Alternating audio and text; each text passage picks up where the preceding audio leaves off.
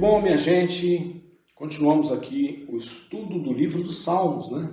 Ainda aí na página 174 do seu livro, eu queria que você desse uma olhadinha nessas notas aí, tá? O uso de acrósticos, né? O que são acrósticos? Cada versículo começa com uma letra do alfabeto hebraico em sequência, e aí você tem 9 salmos utilizando os acrósticos. O Salmo 9, 10, 25, 34, 37, 111, 112, 119, 145. O exemplo clássico, né, de um salmo que usa o acróstico é o Salmo 119. Cada estrofe de 8 versículos inicia com uma letra sucessiva do alfabeto hebraico, e cada versículo em uma estrofe inicia com a mesma letra.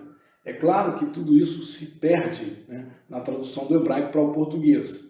Em algumas Bíblias, o Salmo 119 tem cabeçalhos mostrando o alfabeto hebraico usado nos acrósticos, né? Então é muito interessante isso aqui, você entender esse uso dos acrósticos nestes salmos, né? A outra coisa que é interessante no livro dos Salmos é o uso dos títulos editoriais na sua introdução, né? No texto hebraico, esses títulos são considerados o primeiro versículo do Salmo, né? Na sua Bíblia, eles estão normalmente em itálico ou negrito, estão impressos acima do primeiro versículo. Então, normalmente, na nossa Bíblia, eles estão escritos, mas na língua hebraica, no texto hebraico, eles são um versículo, e não um título, né, que foi posto posteriormente, né? Ok? Então, eu estou aqui com o Salmo 42, que é o Maquil para o cantor-mor entre os filhos de Corá, né? Então, isso aí era o versículo 1. Né? O título que está aqui na nossa Bíblia, Alma anela por servir a Deus no seu templo, foi acrescentado por outros editores, mas o Salmo foi escrito por Maquil para o cantor-mor entre os filhos de Corá, e isso faz parte do texto bíblico, do texto original. E aí é interessante que você perceber que esses títulos incluem nomes técnicos designando o tipo do salmo, os termos musicais, as tonalidades de hinos a serem usadas, é interessante, né? As notas litúrgicas, porque aqui fazia parte da liturgia dos cultos do povo de Israel, né? E alguma informação histórica, né? Por exemplo, salmos que dizem que Davi escreveu quando estava fugindo de Saul, etc, etc, etc. Então são informações históricas. E aí nós temos alguns textos aí, alguns autores, né? Davi, Moisés, Salomão, Emã, o israelita, Etã, o israelita, Asaf e os filhos de Coré. E ainda temos aí uma descrição de que o salmo mais antigo foi escrito por Moisés, que é o Salmo 90. O Salmo 37 é o salmo mais novo, escrito no 6º século antes de Cristo, né? Ou seja, já bem depois do reinado de Davi.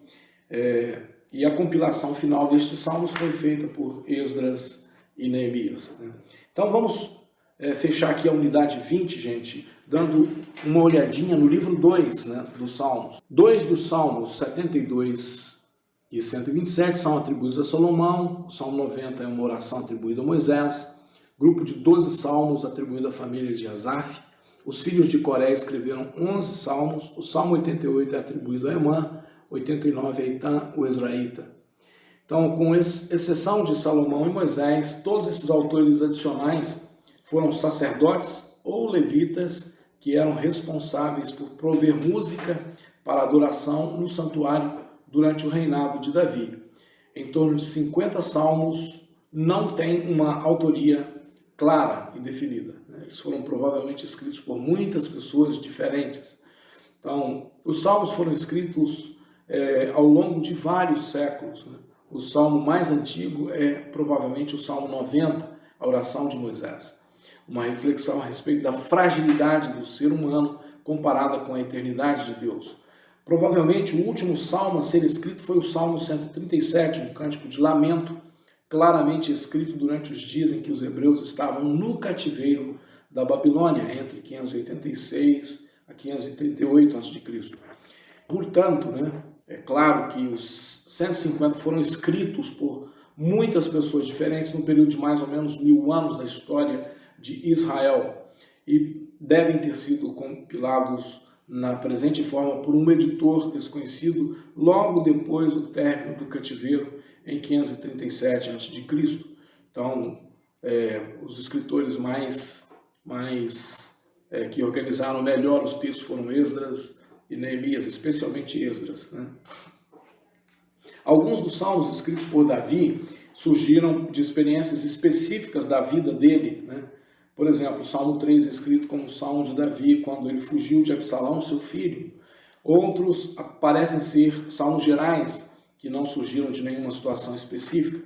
Então, conhecer o pano de fundo histórico de um salmo pode ajudar você a interpretá-lo corretamente e aplicar a sua mensagem para a sua vida. Um salmo que é muito interessante é o Salmo 51, que é um salmo de confissão de Davi, depois que ele foi confrontado por Natã. É muito interessante você ler o Salmo 51 e aplicar isso à sua vida, né?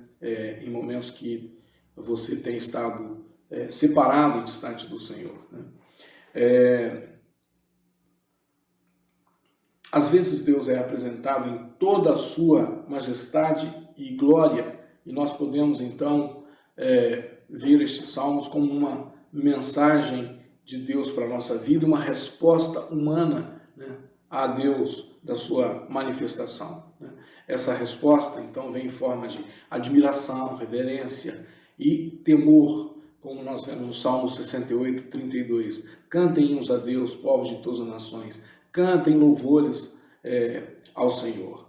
Mas outros salmos eles vão descrever Deus como um Senhor amoroso que está envolvido nas nossas vidas. E nesse caso, né, nós vamos estar perto dele recebendo conforto e segurança. É isso que nós vemos no Salmo 23, por exemplo. Não terei medo de nada, pois tu, ó Senhor, estás comigo. Então, Deus é o mesmo Senhor em ambos os salmos, mas nós respondemos a ele, né, de maneira diferente, de acordo com a necessidade específica que estejamos vivendo. Então, minha gente, isso nos leva a afirmar que Deus maravilhoso é esse que nós adoramos, né? O salmista declara alguém que está acima das nossas experiências humanas, mas também alguém que está perto o suficiente para tocar-nos, alguém que caminha ao nosso lado, né? É essa afirmação que podemos fazer a respeito de Deus. Outros salmos podem ser vistos como um clamor contra Deus e as circunstâncias da vida, em vez de respostas a Deus por causa da sua glória e presença em nossas vidas. Mas mesmo nesses pesados salmos de lamento, o salmista nunca é totalmente absorvido pelo sentimento de desespero. Isso tem um significado profundo para nós. Podemos levar todos os nossos sentimentos para Deus, não importa quão negativos ou queixosos eles possam ser. É interessante isso, porque isso nos leva a perceber que Deus ele não deixa de nos ouvir, mesmo quando a gente está queixoso, está com o coração dolorido, estamos lamentando alguma coisa diante do Senhor. Podemos estar seguros de que Ele vai nos ouvir e nos entender. O salmista nos ensina que a oração mais profunda de todas é o grito por socorro quando nos encontramos esmagados pelos problemas da vida.